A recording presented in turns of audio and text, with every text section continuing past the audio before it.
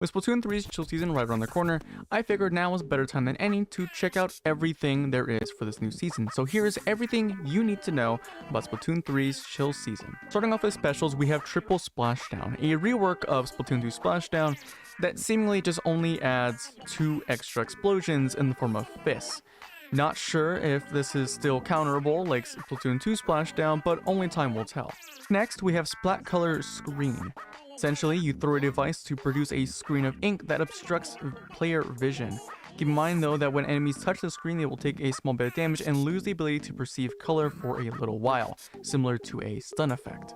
Moving on to the kits, we have the Foil Squeezer with Auto Bomb Splat Color Screen, Custom Blaster with Point Sensor in the new Splashdown, S-Blast 91 with Burst Bomb and Booyah, Paintbrush Nouveau with Point Sensor and Antenna Missiles, Sniper Rider 5B with Splash Ball and Ink Storm, and Parry Splat Dualies with Curling Bomb and Triple Splashdown, Undercover Umbrella with Torpedo and Splat Color Screen, Reflex Deca with Splash Wall and Reef Slider, and finally, Neo's Platana Stamper with Toxic Mist and Crab Tank. Overall, some pretty strong kits, minus Reflex. Getting into the maps though, we have a returning stage in the form of Bluefin Depot and a brand new stage in the form of Robo Ramen.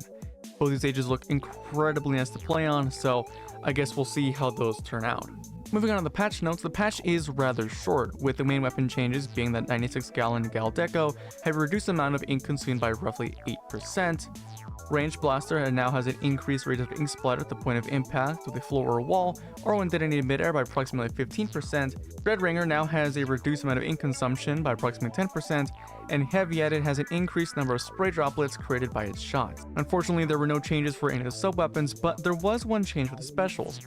The specials, we have Reef Slider, where after activation, players become invulnerable to damage approximately 13/60ths of a second faster than before.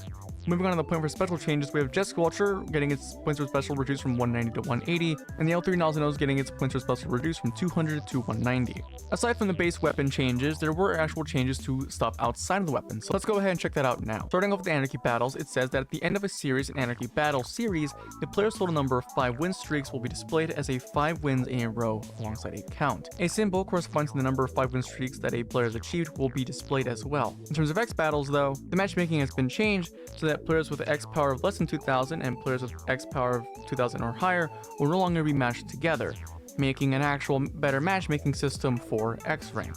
They've also gone ahead and adjusted the amount of points lost and gained for winning and losing your matches in a given X rank series, which I will go ahead and display now.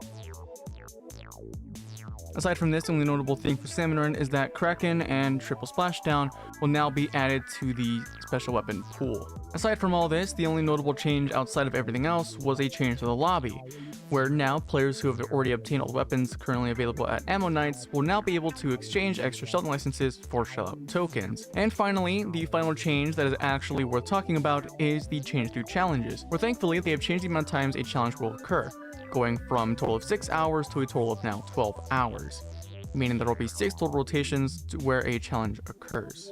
But that is basically everything you need to know for Splatoon 3's chill season. Let me know if there's anything I missed or was actually worth talking about in the comment section down below, and let me know what you're excited for the most. Personally, I'm more excited for the maps than I am for the weapons, but we'll see how things play out. Feel free to subscribe, of course, if you do enjoy this type of content, and I will see you guys in the next one. Bye!